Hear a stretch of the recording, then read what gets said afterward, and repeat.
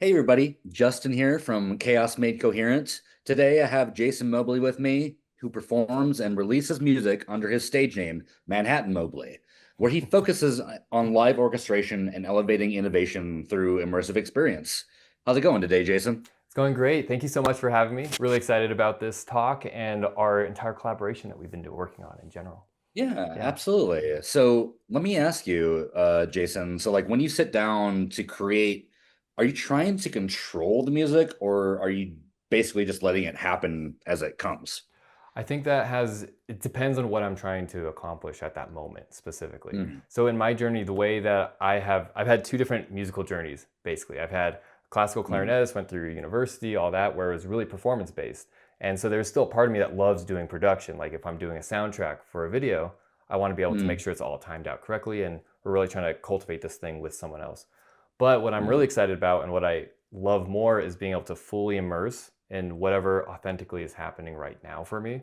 And the way that my mm, brain is wired and my experience, I love multisensory experiences. So I've designed kind of a mm, system that lets me do live orchestration through a combination of lots of fun toys and music stuff so that if inspiration hits, mm, I want to be able to transition into a heavier dance beat or move into more of a soft legato space where we're doing really flowy music. So that's kind of mm. the inspiration of both sides of me, I guess, if that answers the question.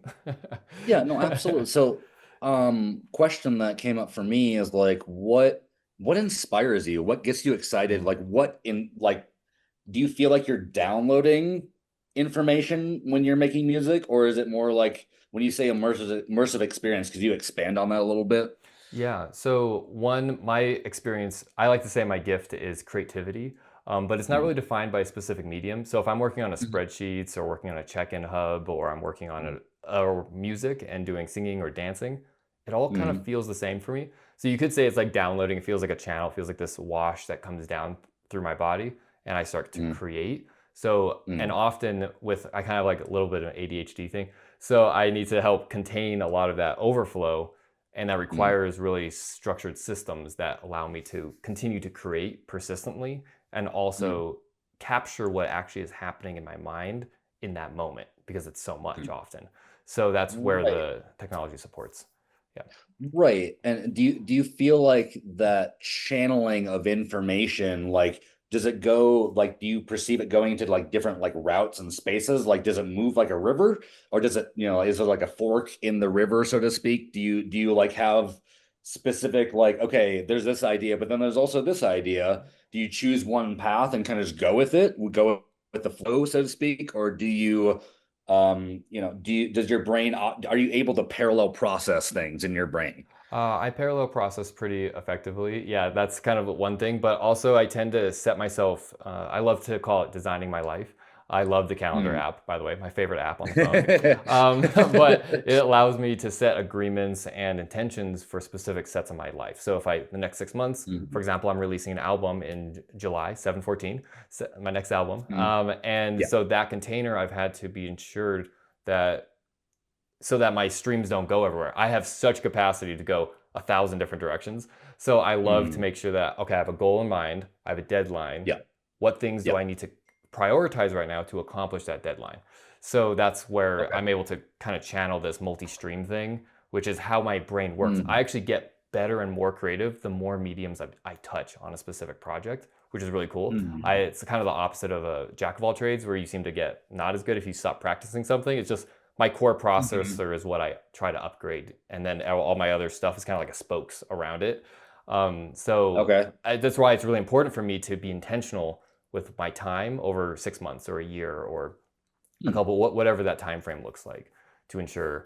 And and Yeah. and that makes sense because like when you immerse yourself in chaos, like it can feel very, like feels very random and it feels Hmm. very unpredictable. But when you give yourself a timeline like that, it directs the flow of the current of energy Yes. basically, and you're able to Yeah. move around it much like a fish, swimming. Like, Yeah. No. whereas a salmon swims upstream to get back to the source, right? You are basically just flowing with the current downstream and you're able to get to the ocean. Doesn't matter, like, eventually you'll meet the tributary at the end, so to Yes. speak, and like you'll diversify yourself into that ocean of information. Yes, I agree. And my biggest goal, the thing that I say, the only thing I have to require myself to do is to show up, because I can Mm, often be the fish that then gets accidentally onto the shore for some reason. Like, why am I now on Well, a yeah. tree over there? Versus like Well, staying in the flow, going down to the tributary so I can get to the ocean. It's like, mm, so my goal is to try to stay in the stream and to protect my channel, to protect the creativity during these particular creative bursts or creative seasons of my life. Yeah. hmm. Yeah. So one thing that also came up for me is like when I say tributary, I getting into etymology is like Hmm. do you attribute that to something? Mm. Do you attribute that to, like, is it more like a Oh, tribute to this energy, this overall, like, this current, like, is it like a more like a universal like thing for you? Like, how do you turn the macrocosm into a microcosm, so to speak? yeah. Like, is it like, like you letting the energy flow into you like this, and how do you make the below as like the above? Yeah, that's a great question. That really touches on how I quote unquote upgrade my core processor. Mm, And so mm, the reason that I actually, my story was I was a clarinetist originally. I got an mm, injury in college, so I no longer mm. can play my primary instrument, which I spent like 10 Yeah. years doing. Yeah. And then I've kind of stopped doing it for a while because it just kind of rewired my entire life. Mm, Then trying to transition back over to this creative, authentic expression space, mm, it really was kind of a healing journey. Ultimately, losing the clarinet was a blessing. I was so much more rigid and just like, I just yeah. have to play other people's music. I wasn't really expressing myself or being a, Mm, well-rounded human. I was just focused on yeah. executing. So then that's why when I re-entered it into music and trying to learn the piano and trying to do compositions and production and this whole live orchestration thing, it's all been focused on healing and authenticity for me. So there's this thread that I'm following through. And Mm, if I happen yeah. to be working on, again, some type of event management, which helps me create more immersive experiences, that's Mm, great. But it's still supporting my overall narrative of I'm really trying to find ways for me to dial into that. You can call it spirit, you can call it God, whatever. The thread that mm, is really connecting me. And that's what I'm looking for specifically. But because of my mm. skill set, it tends to wander around a little bit. Yeah. But as long as, and this is the most annoying thing, let me tell you. So this part of my story is really annoying. So I try so hard to practice. Like, let me tell you, I practice things over and over and over again. No Yep. progress. Almost Mm, no progress over years. Like, I can work on something for hours and hours, and like my progress bar is like this. mm. But the Right. only times that my skill set for this one area, like music or spreadsheets or whatever, upgrades notably is when I Mm, have a big emotional shift, a big spiritual shift, something like our trauma is released. mm, It's locking away all this stored potential in my body. And I'm also a mm. big dancer, and then it opens up. I then can use all that energy to really amplify all areas of my life. So it's like a spatial processor or something in my brain. I'm still trying to learn it myself. Of course, it's a never Right. ending journey. Right. But Yeah, so to speak, but like yeah, when you get into a flow state, yeah, that's basically when you allow the energy to basically, like, the music is almost writing itself, yeah, exactly. Yeah. at least for me, it's like I am just a conduit, a vessel for that energy to flow. And so when Mhm. we talk about chaos, like, what does chaos like look like for you?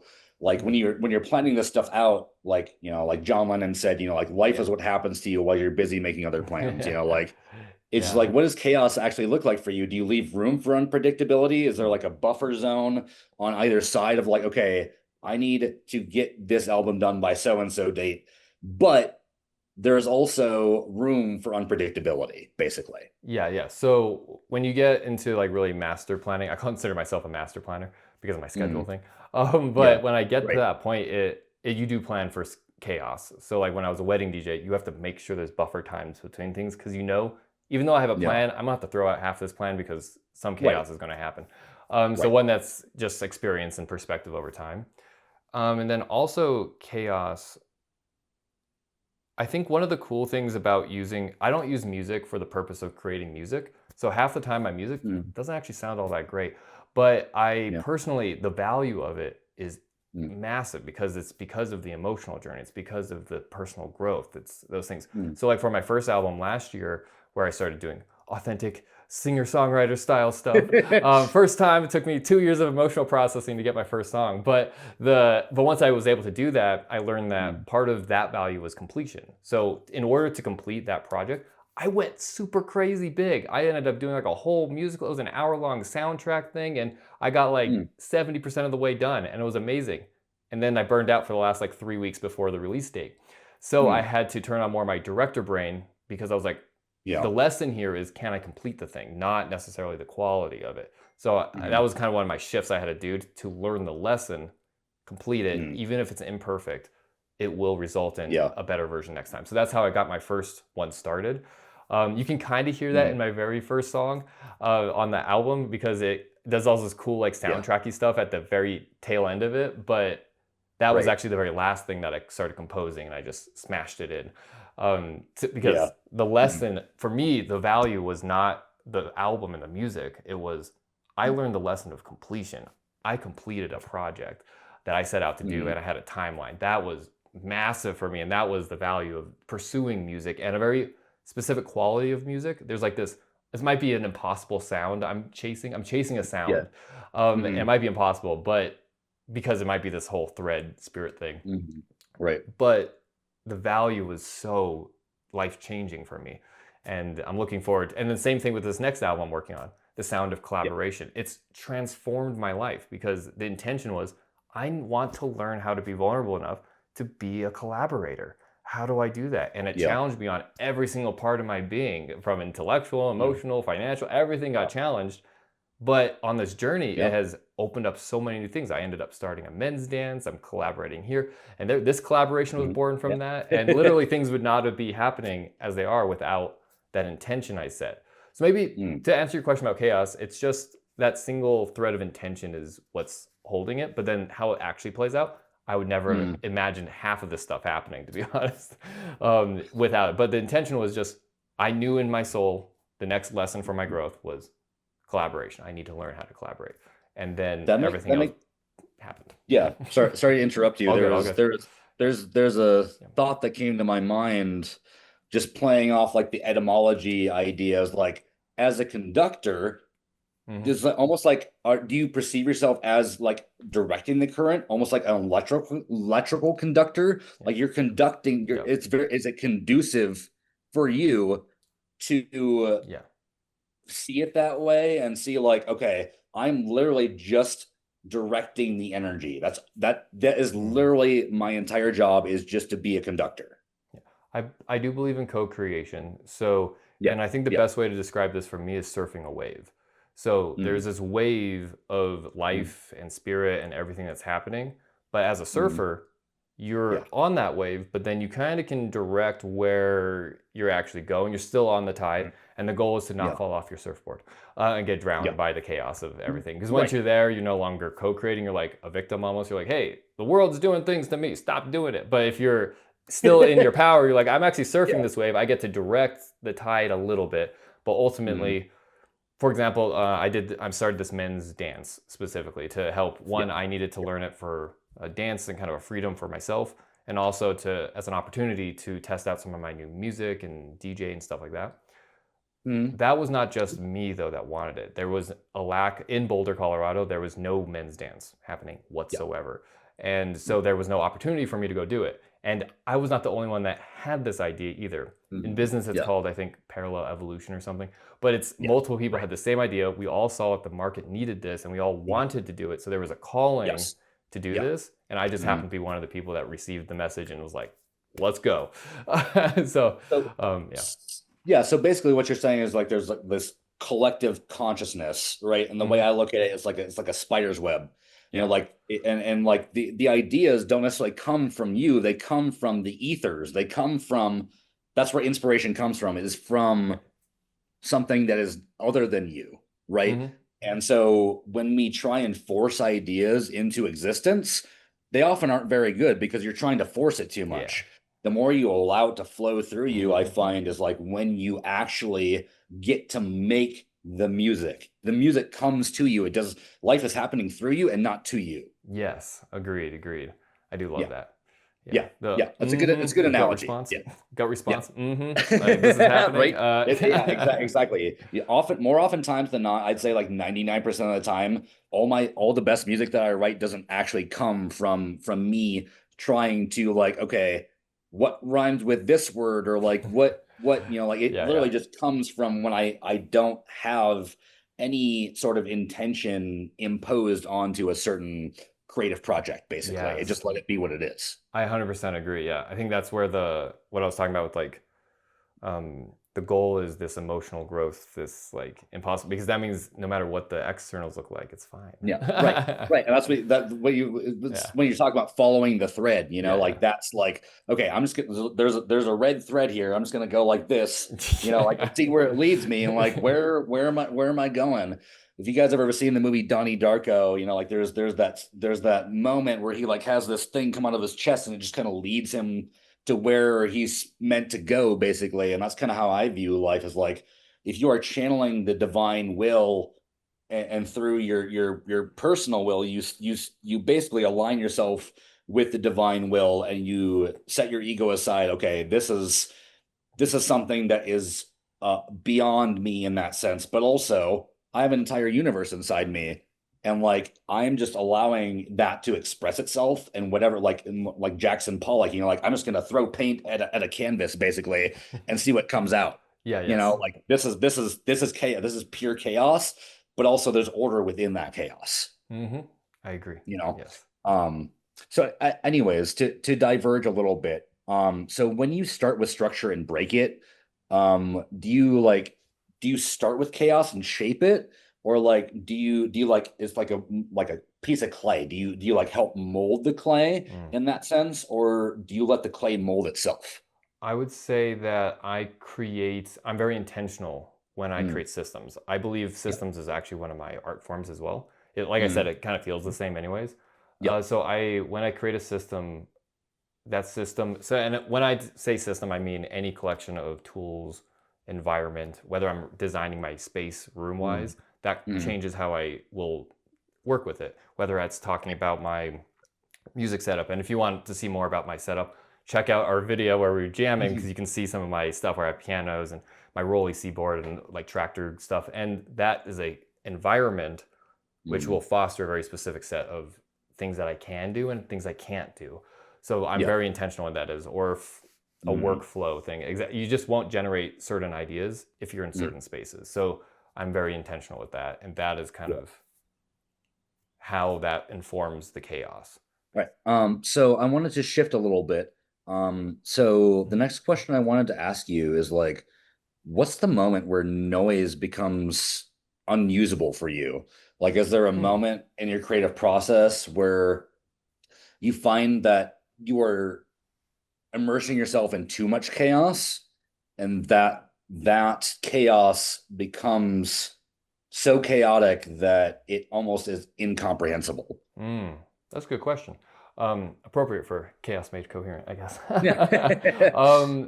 The two parts that came up for me was one, a lot of my inspiration comes from the chaos of life specifically. So like when Mm, I look at a tree, or I yeah. look at an ecosystem, or I see a butterfly, or Mm, you hear the noise of the city, right? Like I've done some improvisations where it's like the car in the mm, distance kind of thing, because mm, that becomes my inspiration, and I love working within an environment. So often mm, you'll hear my music, like I'll have like birds in the background and stuff. So that's part of the life of chaos. But then mm, your question was more getting at, when does it become incomprehensible? And I think yeah. for me, I'm such a story-based artist. So like Mm, my music that goes places, and I love music that takes me somewhere. If it mm, stays in one location too long, I yeah. believe for me, it just, I get bored personally listening to it, and I want Mm, to take somebody on a journey. So when noise becomes incomprehensible is if it detracts from the ability to go on a journey. In some mm, journeys, you do need to go yeah. into intense chaos, but there has to be a way Mm, that it resolves out of it, and a way that you get into it. So you're taking mm, care of your audience. That's what I think, at least. It's like, I want to take my people on a journey, and I want to yeah. make sure that they go somewhere cool and they come back safely. Because you could just Yeah. like put them off, take them into like pure chaos, and like peace. Yeah. Bye. Yeah, Like good exactly. Yeah. luck Mm, figuring that out when you go home. So, but yeah, so mm. Yep. Do you have any like musical inspirations that inspire you? So like for instance, like Brian Eno or like Philip Glass. Yeah. They do a lot of ambient like background stuff. So like for Mhm. instance, Brian Eno has an album. I don't remember what the name of it is off the top of my head. I think it's actually just music for like airports or something like Yeah, yeah, that. yeah. This is the ambient noise that you would hear if you were in an airport, and giving that like the white or the pink noise behind it. They kind of like, this is the ambient noise, but there's also people talking. There's like announcers on Yeah, yeah. on the intercom or whatever. Like, how do you manage that in your own music? Mm. Like, so like for instance, like you said, like a car driving on the street, there's like people walking down the sidewalk, or Yeah, there's yeah. like, there's a rhythm and there's emotion within the chaos. You can almost like, sometimes people will take literal sounds from everyday life and make music out of it. Yeah. Like, do you ever find yourself wanting to experiment with that? Or Um, do you find that you want to make it more structured and more predictable? yeah, so interesting. Probably the latter. But the Yeah. but Yeah. the first person that came to mind when he said that was John Batiste, actually. He does Mm. beautiful Mm. blending of genres and Mm. things, but he doesn't do more of the environmental stuff. So Right. internally, I'm asking, why did I say that? And I think it's because from my clarinet days, a Mm. part of the performance, a part of me co-creating with the audience was Mm. the ambient sound, was the random guy burping, the person shuffling their feet, the Right. The whatever's baby crying in the happening. Yeah, background or whatever, you like, physically hear yeah. it in the Yeah, space. yeah. So what I'm trying to do Yeah. is replicate a space in which I hear the music. And also in my just how I interpret and hear music, when I am in an ambient space, like I'm looking at a tree, that is Mm. part of the inspiration of that moment. It wasn't just the music melody that I heard from it, it Yeah. was the fact that I was hearing birds. And so I'm wanting to capture those moments. But there's a Mm. lot of fidelity, there's a lot of detail, a lot of data that Mm. happens with that, Yeah, which is yeah. why I like Right. to bring somebody into a story. Also from childhood, I watched a lot of movies. So I love the idea of a soundtrack, and all good soundtracks have Mm. Foley, have sounds that are happening. Somebody's walking, Mm. stuff. So a lot of my stuff is soundtrack based. But Right. I'm also such a big dancer that I like to try doing this orchestral dance thing. I'm trying Yeah. to invoke movement through Mm. the organic orchestral sounds and natural sounds that I've just lived around. And I've lived in Colorado my whole life. I did some Yeah. traveling and stuff, but this has been my Yeah. home base. Right. So always very nature focused, and that's Mm. just part of what I grew up in. So that's part of what informs my music today. So basically, you want to make it an immersive experience for somebody so they can literally transport themselves. Like if they close their eyes, they can literally maybe even see it in their mind's eye. Like this is this space. Like, regardless of what all the noise that's going on Hmm. around me, they could literally just slip on a pair of headphones and be like, Yes. they're So literally, not figuratively, literally immersed in that space, and it brings them to a sense of peace and a sense of calm, or maybe it's chaos, or or maybe maybe it's it's kids. something that's a little bit more unpredictable. But like, you gotta leave room for accidentals, basically, like Hmm. in music, like in jazz. They say there's no wrong notes in jazz, right? So No. like, it's just improvisational. You're literally just like, if think about a drummer, like he's doing like a drum roll on the snare over here. I'm like, okay, I'm gonna hit the crash cymbal over here, and like, or the ride or whatever. It's like you want to leave room for accidents, because it's like with Bob Ross, it's like, oh, it's just a little happy little accident. So Yeah. like we're painting happy little trees here, like something like that. I draw inspiration from a lot of different places, but also Brian, I don't know if you know this, but Brian Eno actually, there were three albums that, so David Bowie is living in Berlin at the time, Mhm. and he wanted to basically escape America and escape the chaos of America, basically. Mhm. And he went over to Germany, and he lived over there, and Brian Eno and him wrote three albums together. They wrote Low, they wrote Heroes, and they wrote Lodger, I Mhm. believe. And those are like the three like Brian Eno like albums. And there's also the tracks at the end of the album are Mhm. basically all collaborated with him, and like they're more of like an ambient, Mhm. like, I remember there's this one song called Moss Garden, and David Bowie, his first instrument was also, I was the saxophone, and coincidentally, mine was also the saxophone. And you also play the saxophone, right? So, Yep. not just the clarinet, but I mean, like for me, like you'll see in one of our other videos that we did a jazz improvisation together. And so make sure to watch that at some point if you guys are in influence to do so. But I think what I'm basically trying to get at is like you want to leave room for those incidentals, for those accidentals, but also like have a structure in mind, like a Mhm. skeleton. Like when you're talking about the tree, there's this book that I read called The Dreamer Who Dreams You, and it basically has these meditations in it where it talks about the trees as like the lungs of the earth and the rocks as the bones and the Mhm. rivers as the veins, and like Yeah. that kind of mentality is like, okay, the hierarchical like levels of the layers and the different dimensions of reality are for Mhm. me like, so there's 13 different dimensions, right? So basically those for me are just different musical notes. They're different Yep. vibrations, different frequencies. And when you put all that together, it becomes music. So like that's literally for Yeah. me, I'm taking the chaos of the world, of the universe, or whatever you want to call it, like the Mhm. universe. It's one verse, One verse. like I have multitudes within me, like Walt Whitman, like Yeah. I have multitudes. Now, like, but also I am only just one drop in the entire universal ocean, so to speak, and I'm just one cell within a bigger organism. So Yes. if you look at it that way, you become more of like you're attuning yourself, you're becoming in tune, Yep. like with that energy that permeates all of existence, and like you become something other than yourself. You are Yeah. meeting the other, basically. So Yes. this is the process that we're talking about, we're going through, Mhm. Yeah, 100%. And okay, I love that you brought up the immersive question though. So Yeah. that experience of putting the headphones on and Mm, just getting transported out, I mm, always have felt is still far away from the experience of the total universe version that you're talking about, because mhm. that's the co-creation part. That's the Yep. audience participation, literally, of the Yeah. universe. So Yeah. me being there influences the birds that then changes the Mm, parameters. So part of my album release, called The Sound of mm. Collaboration, like little hint for everybody here. I haven't released the date yet, but it will happen. Is Yeah. about the final collaboration or the next collaboration, which is the actual live performance of my album.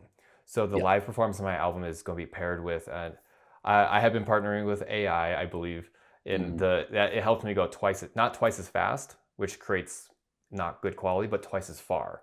So the aspect, and that requires a lot of human participation to really get it to do the thing. So I'm trying to mm, advance innovation and elevate it mm. to Yeah. allow for these more authentic experiences.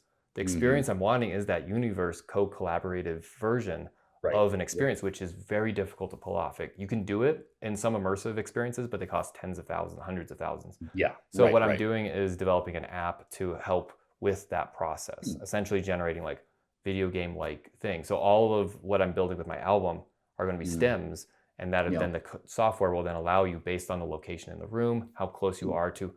I also Oh, create wow. something called graphic scores, how close you are to a specific piece of art. It will then Hmm. start influencing and changing the music so that you are not only inside the world that I have built, which Mm. is my expression of Yeah. where I'm at right now, but Right. also the final performance of it is not me performing, it's you Yeah. creating it with me. And that's the Interesting. final experience, which will be an immersive experience, sometime It's in like the an future. interactive experience, basically. So if you Exactly. want to look at it that way, like Yeah. life as like a video game, and you're like playing Yeah. the main like protagonist, like all these other people are just antagonizing you. They're the antagonist. You have the NPCs or however you like Yeah. dream Yeah. characters, however you want to look at it, right? So like if you look at it that way, like this is the story arc, the overarching theme of your life literally is being expressed through music as an immersive experience. And like Yeah. so for me, that what that brings up is like this idea from that comes from like Dead Poet Society. You ever seen that movie before with Yes. Robin Williams, Yeah. right? So it's like Amazing. the you get to contribute a verse, right? So Yeah. like this is like the process. And in alchemy, this is any great work to achieve the great work, so to speak, is like turning lead into gold, Hmm. basically. So you take the base element, the heaviest element in physical reality, and turn it into the lightest element. And this is what we're doing emotionally speaking That's true. when we're allowing this energy to flow through us and creating music or whatever art basically from it. So if you look at it that way, like we are artists and life is the canvas. It doesn't matter what you're doing. If you're doing music, you're doing Hmm. film, you're doing, like dancing, Yeah. anything. It could, and not even just the creative arts. It could be cooking. It could be raising a child. It could be go into your 9 to 5 job, you can find the rhythm in it. Like, if you're working in the kitchen or something like that, you might like, you hear the rhythm, like it's almost unintentional, Yeah. but the more that you tend to follow that workflow, so to speak, Yeah. you become part of that process. Yes.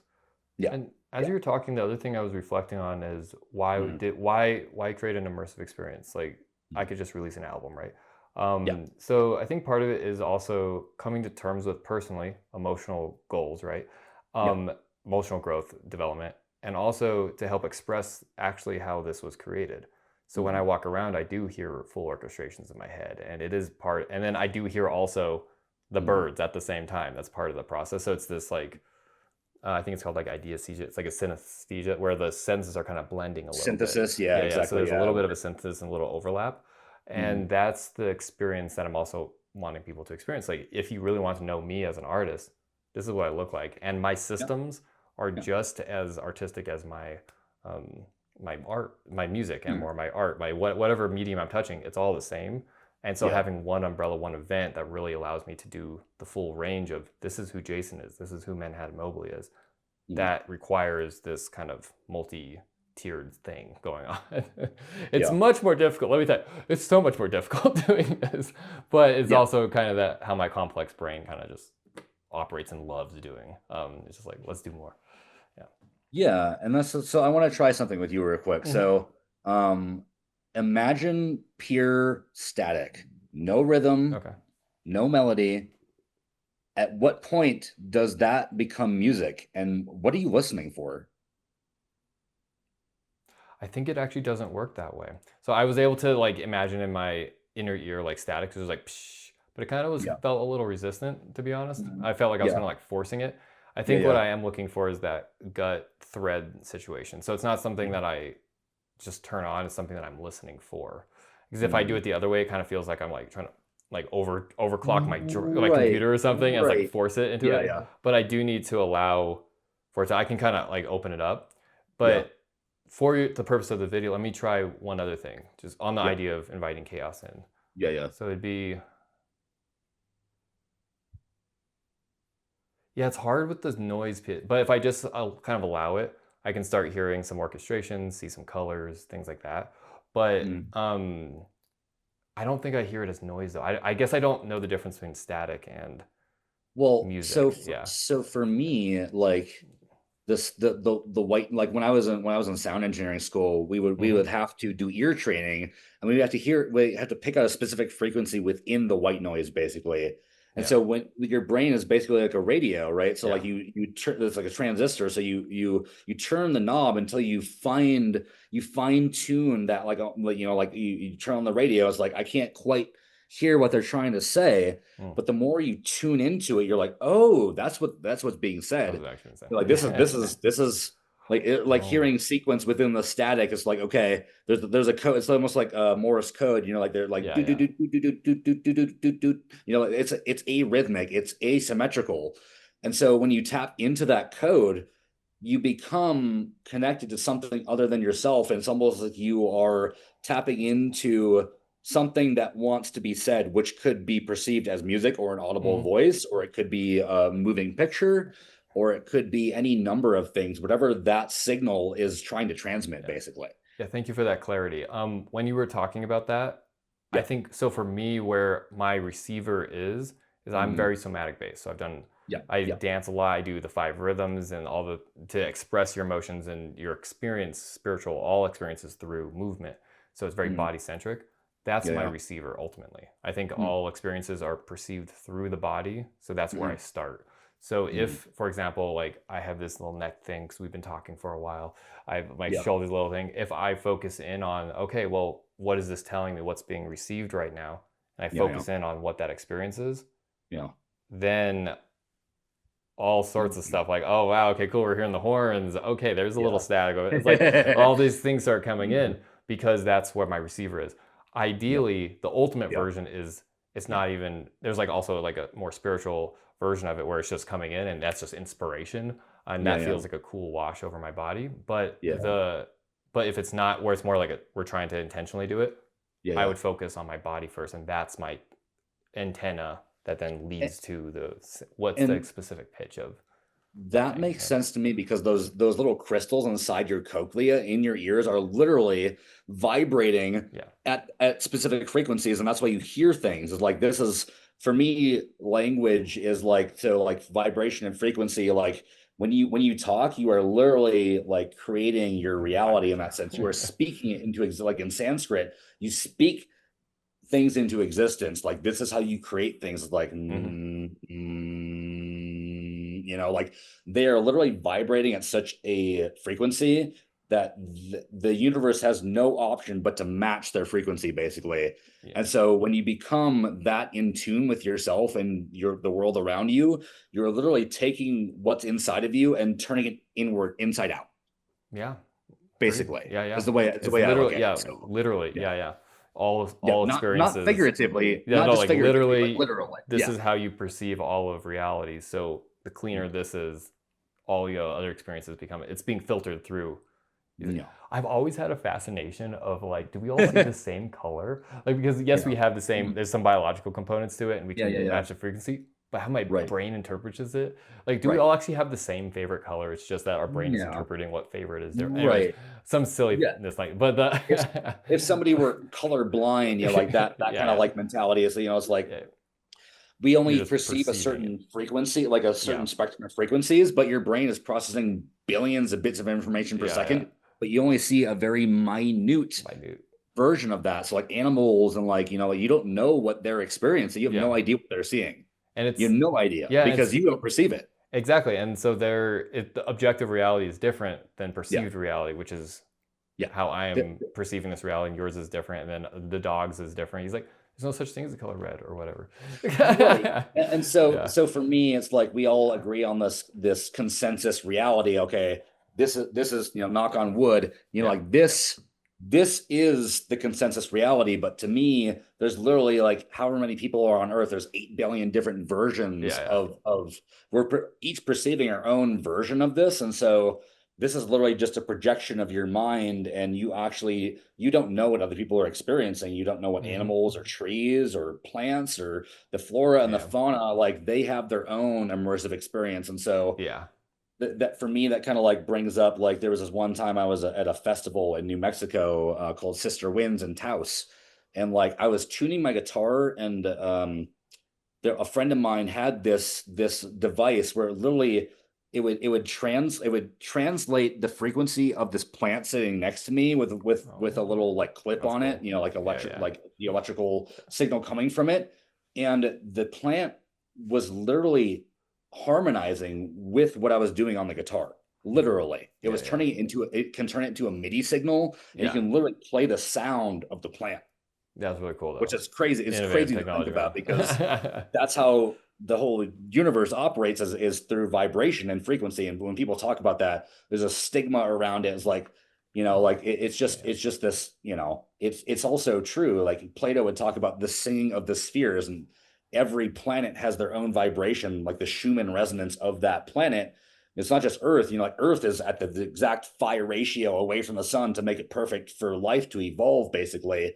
But all the other planets in our solar system are vibrating at a specific frequency. And for me, it's just like, just because we perceive them as round, like why is a soap bubble round, right? Hmm. Because it's the most efficient form for it to take place, just much like the human body. But like for like in maybe in the fourth dimension, maybe it's just an infinite plane, Mm. in some other dimension.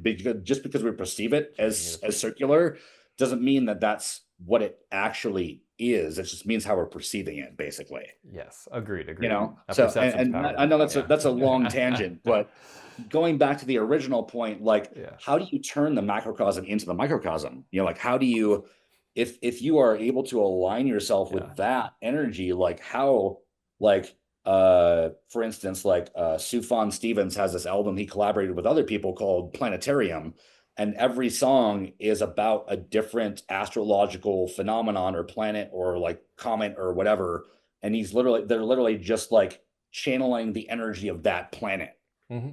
Like so for you, when you make music, what does that process ultimately look like for you? Hmm. Wait, can you ask that question one more time? I think I'm getting lost. Yeah. Yes. So yeah, So no, I'll rephrase it yeah, for yeah. you. So, do you feel like you're discovering patterns in what you create, or are you imposing them? Ooh, good question. Okay, let me think. I think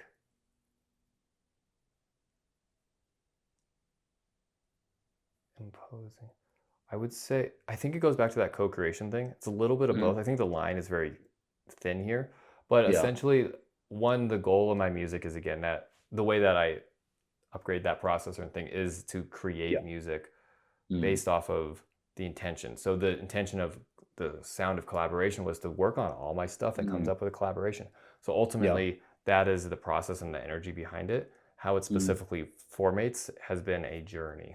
So that's yeah. where that collaboration with Mm, everything comes into play. mm, And then in terms of imposing, yes mm, and no. So part of the way that I make sure that this happens, I take that macro into the micro, is through mm, goals and then systems. So by developing a specific set of time, 6 months to mm, do this, and by yeah. setting in a specific system, a specific environment in which I get to create within, it Mm, guarantees a specific type of experience. So by that, so I'm very intentional with my studio design. And if you want to see the full setup, definitely go check out the jam video because you'll see my pianos and my Rolly Seaboard, my tractor. It's a whole setup and environment that lets me do certain things and also stops me from doing other things. So if mm, I only had one instrument, I would be limited to the voice of that one. But that's not the experience that I'm mm, specifically looking to create with this live orchestration sound of mm, collaboration. It requires different pieces to be yeah. actually fun side story that Yeah. Yeah. nobody really saw here. Before our video, that Yeah. week, I was like, I had a drum kit over here on the left side. And Mm, I had this instinct of like, I really need to get this out of my space. And that opened up room for an actual collaborator for you to show up mm, and be here with your saxophone. That experience would not have been possible had I kept the drum kit here. So there would have mm, physically not been enough space for you. So I think that was just my kind of intuitive of like, we're yeah. shifting to a new phase. And then when you actually came over, it was like, wow, this works Yeah. out like 10 times better. Right. But that just Yeah. shows you how impactful just Mm, one instrument changed the mm, experience for both of us ultimately. right. So that's kind of like yes and no, both kind of. Yeah. So I imposed Right. it in the Right. sense And I developed a that's system that yeah. allowed for it to happen, but also it was inspirational. So And that's yeah. the kind of like what I'm kind of trying to get at is like that ultimately that's applicable to life as well in that sense. Like not just that, but like life is inherently like a conundrum. You know, Mm, like there's right, wrong, good and bad. All these like moral lines are kind of yeah. skewed, and like we can all agree upon, okay, like the golden rule basically is like do unto others as you would have them do Yeah. unto you. That's the golden rule. If everybody could follow that, then we would have no problems basically, and we would be able to all get along and be happy and live content lives. Like in that, and like really like being satiated, and not just like being content Hmm. with the status quo, but being truly happy and not just Yes. like fake happy basically, and like kind Yeah. of go Yeah. along like a automaton, like a ant in a colony. Like once Yeah. you connect to the hive mind, you become something more than yourself. And in like Africa and like other tribes across the world, whether aboriginals in Australia or whatever, they literally were operating off of a hive mind, and they didn't see Hmm. themselves as separate. Yeah. We often perceived ourselves as separate from our reality, but we're not. Everything that we're doing and saying and whatnot is literally influencing reality. And in this moment right now, Yeah. but it doesn't matter whether the past, future, like to me, those are all just simultaneous timelines, like happening in the moment. And so the moment you decide to walk through a door, the universe is like, okay, like this is the direction we're going. Yeah. It has no choice but to move in that direction because you did. Yes. You are Yeah. literally influencing reality in that way. So just a little something, a little food for thought. But getting back to the matter at hand, like, do you like have you ever found structure in something you thought was completely random? Like, like did you like, okay, my life is completely falling apart. Like what is going on here? Like it feels like reality is literally ripping at the Mm, seam, so to speak. And like when oftentimes I think the point that I'm trying to get at is like oftentimes when the universe will remove seemingly impossible obstacles for you the moment you get out of your own way, basically. And so when you move that drum set, I could play my saxophone then, like, great. now we can actually make music. We can let the experience happen, because when we remove, not necessarily remove, but set aside our ego, so boop, like I'm literally just going to put myself aside, and my thoughts and my feelings and my and you feel triggered, something's triggering you. Okay, like, okay, let's take a moment, take a deep breath, and be like, okay, what is actually happening here? And so when our lives are falling apart, oftentimes what's actually happening is they're actually falling into place. So I have two stories with that. One of them is much more deeper and much more life-changing, and one of them happened recently. So I'll start with the recent one just for now. So I've been looking for people that are doing green light situations, not yellow lights, not maybes, and definitely not no's. So, and it's because I'm in this really action-oriented phase right now for my album release and on all these other different projects I'm having. Everything's kind of go, go, go right now. I'll go back and do deep emotional work later after the release, but until then, I'm on kind of this upward trajectory. So, for example, I was doing the men's dance I mentioned before, where I'm like DJing as Manhattan Mobley and all that stuff. The idea is, with that one, I both lost my initial team, gained a new team, and landed a partnership with a local other dance that was happening that was similar, all within 1 week. So it was this idea of I could never have planned that structure. I did have structure, and then I found this random chaotic moment of all I knew, the structure, only thing I knew was I wanted to do a men's dance. I personally want to dance it. And that was the entire structure. The chaos of it, just like who would have expected? And the reset of it was completely better and way better than I could have ever initially planned, because the people were just more aligned and things were going along. Or recently, like I had a accountability. To keep me on track, I've also love accountability buddies. So you have people that are just touching you on these places to be able to make sure at least once a week I have a dedicated time to do this thing. But I lost one major one, which I was really looking forward to doing because it would have been amazing. But then she was kind of like, no, not. She was a yellow light. So then that dropped. But then I got 3 new accountability buddies within 48 hours. So it's just like literally, and each one is wild how fast things are happening right now. But and each one of them had a very specific thing. Like one was specifically with helping with vibe coding and working on the software stuff. One specifically is this collaboration, for example, that happened at the same time. It's like, oh, cool. Now we have this more music specific one. We've done videos and stuff, but like I feel like a new era of, oh yeah, we're doing these specific improvisational videos and production and soundtrack stuff. So new era started there, and it just so many cool things. So that's kind of where I'm at right now, which is happy and fun, right? Yeah. But it's not, that's more like happy chaos, where it's just like the world's crazy. There's also darker versions of this, and that's actually because my music is so deeply tied with my emotional and healing journey. Since losing the clarinet, because I've already done this is for a job professional kind of version of it. This one was all about authenticity, which requires a level of emotional vulnerability to go into it, which means that it actually hit my nervous system way, way, way harder than I ever expected. I didn't realize how much I was protecting with the clarinet before. More like a stopgap for my emotions rather than an expression of them. Some emotions might have leaked out a little bit. That's what I was always marked as the best for that kind of stuff. But like, that's why I like got the scholarships and stuff. They're like, oh, they can hear the amount of pent up emotions in my music. But anyways, getting on. So when I mentioned briefly that my first song, "It's Wonderful to Wander," on my first album, the Silo to a Symphony, which I did last year, it took me 2 years of work, emotional work, therapy, mentors, the whole thing, to get me from thinking like a clarinetist executing to thinking like a songwriter, an authentic person.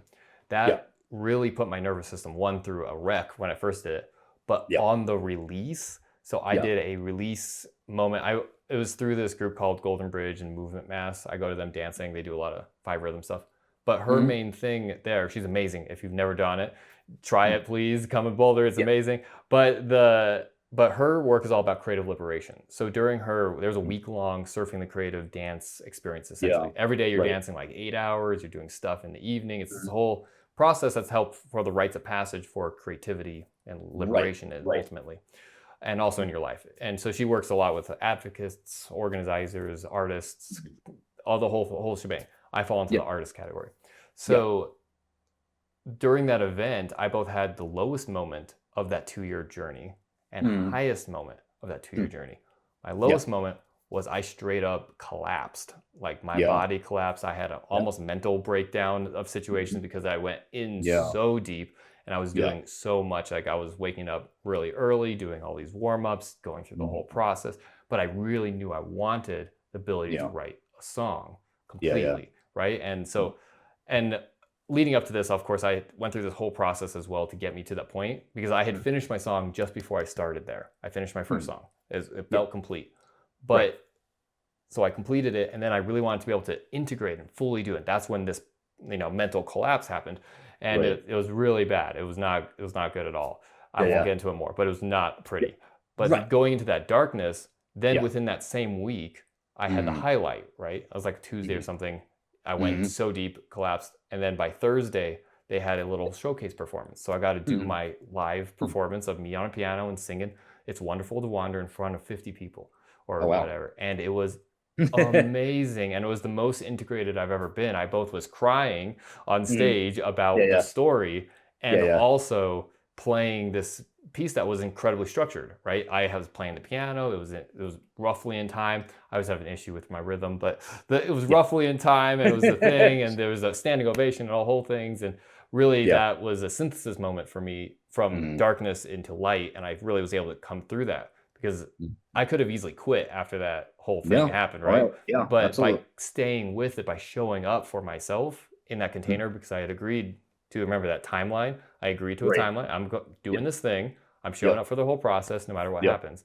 And then that's what happened because Mhm. my intention was pure and the thing happened. It was just this beautiful arc. And then from that, I was able to then, okay, after about 6 months of integration, so it like knocked my nervous system for such a hit. I had to work with a therapist afterwards just to come back Yeah. to baseline because it was Right. such a dip and high that and it took me about 6 months to come back. But after that point, I had assigned myself another timeline at that event, which Mhm. was Hmm. 7/14 the next year. And Yeah. that was my first album. So that Yeah. was kind of the process over the last few years. And that Hmm. process was much easier because I went Yeah. through that really big dip before. Hmm. So that's part of what um, going into that darkness and finding that light and coming out Mhm. and doing the whole process. It's hard, it's difficult, but to get that level of authenticity, it does require you to walk through life fully. You can't be sectioning off parts of yourself like I'm not going to touch this, or at least Right. with Right. what my Right. intention with music is, which is that emotional healing, that authenticity. Um, And I feel yeah. so often that people feel the need they have to compartmentalize their lives into these different sections. This is Yeah. my home life. This is my work life. This is my personal life. Like this is, like this is something that is like, you don't want to bring when you're feeling triggered, you don't want to bring the emotions from home into work because that's going to affect your work. But also, Yeah. for me, it's hard for me to separate the two because, like, okay, this is who I am here and this is who I am here. But if I could just be myself all the time, Yeah. then I wouldn't feel the need to do that. And then whether people accept me or not for who I am doesn't ultimately matter because I accept me for who I am. And if Yes. I accept me for who I am, then none of that other stuff matters because you're not trying to impress other people. You're not trying to live up to their expectations, so to speak. Yeah, you want to have healthy boundaries and rules and like regulations and there's limitations in that Mhm. sense. But also, you have to learn how to draw those healthy boundaries. And so that's also part of the conversation. We can talk about it at a later date. But I did want to touch on something briefly, like a parallel between your life and my life. When you talk Mhm. about losing the clarinet, the ability to play the clarinet, when I was in college in sound engineering school, I graduated in 2010. I had a friend at the time, um, who I was going to travel overseas. I was going to travel abroad in England for a month, a couple months or whatever. And I lent her my saxophone. And so for whatever reason, she ended up becoming homeless and literally had to leave the saxophone behind. And she ended up losing it. Oh no. Literally losing it. And so I didn't play the saxophone for about a decade. And recently, I just bought a saxophone, really cheaply. And I eventually picked it up. It's not the greatest saxophone in the world, but neither was my other saxophone that I grew up with. I played all throughout middle school and high school, but my family bought me that saxophone out of the newspaper when I was younger for like Mhm. 250 bucks. Wow. It wasn't the greatest thing in the world. It needed a lot of work done to it and pads replaced and whatnot. But like I was also first chair jazz ensemble, first chair wind ensemble, and saxophone marching band captain. And so that just goes to show it doesn't matter what instrument you're playing, it matters how you're playing it. And Hmm. so, like, that's much like the human body. It doesn't matter what you're given, it matters what you do with it. Yes, And so absolutely. that's a conversation for another time. But I just want to bring that also to the table because it's relevant to what we're talking about. Like no matter what deck of card, like what cards you're given, like you learn to play those cards in a way that like are helpful to you. It doesn't matter like you're given the Yes. worst hand in the world. Yeah. Like you Sure. take that chaos, that trauma in your life, and you use it for something creative. Like this is part of the Yeah. process. Like you take that trauma and some of the best music in the world comes from people taking that personal trauma and utilizing it, transmuting it into something that is beautiful and harmonious and like harmonic in that sense. And so that is the process of turning chaos into coherence Hmm. for all intensive purposes. So on that note, I do want to wrap it up here because I know that our viewers, this has been a great conversation, but I do want to be mindful of their time as well. And so, Jason, I just to wrap it up, what does it mean to you to make chaos coherent? If you could sum it up for me in a sentence or two. Chaos into coherence. I would say I'm very practical.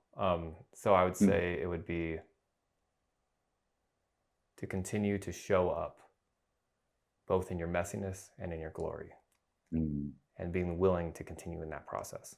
That is the process of learning how to make mm, chaos into coherence, because that is a lifelong practice.